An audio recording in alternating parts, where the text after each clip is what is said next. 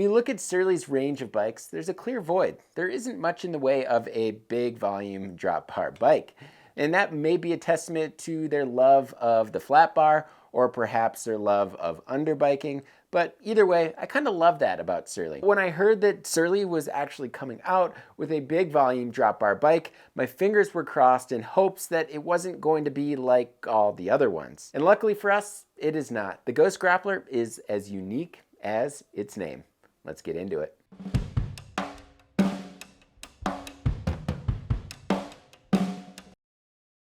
So if you like what you see in our videos, make sure to hit that subscribe button and notification bell. And if you want to help support us a little bit more, you can do that by signing up for the Bikepacking Collective. The Bikepacking Collective is BIKEPACKING.com's annual membership, which not only includes industry discounts, monthly giveaways, but shipped to your door twice a year, our very own print publication in the Bikepacking Journal. So for more details on the Bikepacking Collective, there's a link provided below. So I ended up testing this bike over the last 2 months in a variety of conditions, and it truly was a joy to pedal, even when the conditions were not so enjoyable. Surly's Ghost Grappler is definitely a drop bar bike, but it definitely can be confused for something else. The Ghost Grappler frame and fork is made out of Surly's 100% chromoly steel. It is not suspension corrected, and it is available in 5 different sizes from extra small to extra large. The front triangle here is double butted, and there are gussets in high stress areas on the top tube and down tube. The bike was designed around 27.5 inch wheels, and it is spec'd with 27.5 inch wheels. The bike can fit a 27.5 by 2.8 inch tire. The bike can also take a 29 inch wheel, but it only fits a 29 by 2.1 inch tire. The frame comes with adjustable dropouts, so if you wanted to set it up single speed, you can do that. If you wanted to use an internally geared hub, you're in luck. The frame and fork come with a variety of different mounting points, and maybe one of the highlights here on the seat stay is 2 mounts for water bottle cages, which is really neat. So if you wanted to throw a ton of water bottles on this frame, well, you can do that. You can fit 7 water bottles. The Ghost Grappler is also fender and rack friendly. That being said, I did use the Ghost Grappler with a rack, and it was not as easy as some other bikes that I've used a rack on, mainly because of the shape of the seat stays. I ended up actually having to use a few washers just to space the rack out a little bit. The other thing with the rack is once you install it, you're not going to be able to use these bolts here. The frame is built around both front and rear through axles and Surly's knot boost spacing. So if you are building up a frame and you have a 142 millimeter spaced wheel, you could throw it on this bike. If you have a boost space wheel, you can also throw it on this bike. Unlike most Surly drop bar bikes, the Ghost Grappler comes with a sloping top tube, and that's so it can accommodate a dropper post. And this dropper post is internally routed. Even with the sloping top tube, Surly continues their tradition of ample frame space and gigantic head tubes. So I wanted to take a quick break and tell everybody that this video is supported in part by Terravel tires. Terravel makes excellent gravel tires for various terrain and conditions. Their designs are developed and inspired by places and routes that they've ridden and raced. I personally have raced on the Cannonball at Mid-South, have bikepacked the state of Minnesota's farm and forest roads on the Washburn, and have enjoyed more volume of the Sparwood on portions of the Great Divide mountain bike route. They have an excellent selection of gravel tires, and if you're curious to learn more about them, you can click on this card right here, and there's also a link provided below. Talking about the geometry now. So I'm 5'9.5" roughly, and I ended up testing a medium. The bike felt great. The standover was good, the longer reach with the shorter stem felt fantastic, and just the overall feel of the bike could not have been better accomplished on a large. The bike comes with a 69.5 degree head tube angle and a 73 degree seat tube angle. So 50 millimeter offset fork, 69.5 degree head tube angle, and these 27.5 by 2.5 inch wheels. Those calculations come out to an 80 millimeter trail,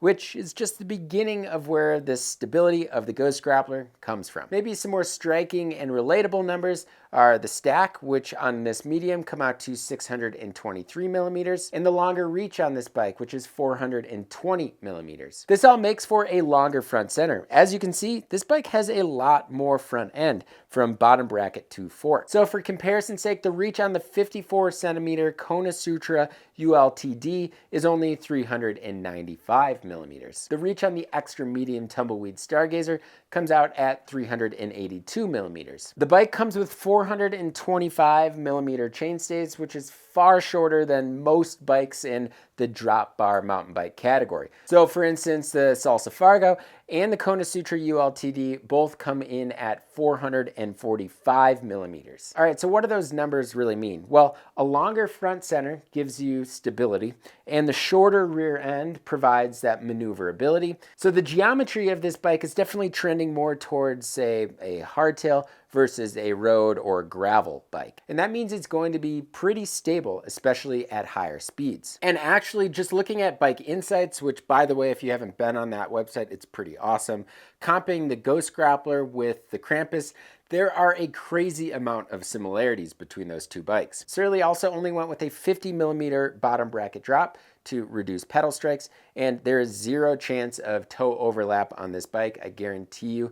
I have a size 12 foot. I put my cleat all the way back, so I have that foot all the way front and forward, and I haven't dealt with any toe overlap on this bike. So let's simplify this and just break this down in three ways: climbing, flats, and descending. So as far as a climber, the Ghost Grappler, well, it's not the fastest, but it definitely wasn't designed to be the fastest either. One thing that did surprise me was these 27.5 inch wheels. Climbing really steep, tight corners, switchbacks, it performed really well. And paired with this wheelbase, which isn't super long, but it's also not narrow, it was super grounded. But once you settle into a climb, the bike definitely has that like one speed characteristic feel that you would get on, say, a big full suspension trail bike. I also noticed that this bike loves but also hates momentum. So it's a heavy bike, but when this bike is going downhill, it hauls. But the minute it starts to go upward, the speed is quickly scrubbed. And I think we can attribute a lot of that to the geometry, but I also think we can attribute that to the wheels. The 27.5 inch diameter, the 40 millimeter internal rim width, and that 2.5 inch volume. But maybe the upside to all this climbing is the bike is positioning you for a really comfortable feel. So when you're climbing and you're in the saddle climbing for a really long time, this bike is really comfortable. And that comfortable ride feel definitely translated over to the flats. It accelerated moderately well on the flats, but once you got it going, it was, yes, comfortable, but it held speed very well. All right, talking about descending now. So the bike, it comes with 27.5 inch wheels, as you saw, but I'm not the biggest fan of 27.5 inch wheels. I like a bike that has efficiency, and the 27.5 inch wheel definitely is not nearly as efficient on both ups and downs in my opinion. That being said, 27.5 inch wheels hands down corner a lot better at slower speeds and at higher speeds. And that's exactly what I found with the Ghost Grappler. It does an extremely good job of cornering. So once I got used to riding this bike downhill, I was trying to think what it felt like. And honestly, what it felt like was me being in my drop bar cutthroat, but with a timberjack geometry. Drop bars and trail geometry, while it might sound weird, honestly, it's a true hoot. Now, mind you, it's still a rigid bike. It's not going to be eating up chunky single track like a flat bar hardtail with a 100 or 120 millimeter fork on it. But it is as capable as any bike in this drop bar mountain bike category. Part of me does wish it was suspension corrected, throw a 120 millimeter fork on it, slacken it out a little bit more. But the other part of me really loves the unique nature of this bike, the unique geometry, the unique feature sets, the unique ride characteristics. While I didn't take the Ghost Grappler out bikepacking, Logan Watts did, and he did a written review on BIKEPACKING.com, which I will link below. But I did load it down, and the more loaded down, the more flex the bike had, the more life it had, and the more grounded it felt. And it was a truly enjoyable ride. Not to mention, with all of these feature sets, you can totally deck this bike out, customize it with a bunch of bags, racks, what have you. All right, so just to be transparent with you all, this is a pre-production bike, so many of the components on this bike that I tested on this bike are actually not coming on the bike. So I'm not going to touch too much on the components, but I do want to touch on a few. So for starters, the bike that I tested came with Salsa wood chippers, but the bike is coming with cow chippers, and it's coming with a 440 millimeter cow chipper. Every single time I got on the bike, I just wished that the bars were wider in general. So if I was to put a different bar on it, I would probably put a cow chipper on it, say a 480 or 500 millimeter cow chipper. But I thought this was a really interesting spec choice. I-40 rims, 2.5-inch A-line tires, so a pretty beefy tire, but it still rolls really well. Paired with the stable geometry and this big footprint, this bike has a lot of overland upside. So one thing that I did end up testing that will be coming on this bike is the Microshift Advent 1x10 group. It shifted extremely well, even though there are a few big jumps between gears. The clutch worked as intended on rough terrain, as I never dropped a chain, and the lever felt relatively comfortable and I felt really locked in. And I kind of loved the externally routed shifter cables as they were super easy to adjust on the fly. I definitely didn't have any issues climbing up dirt roads or paved roads with this 4832 granny gear, although I did start to struggle on steep single track with it.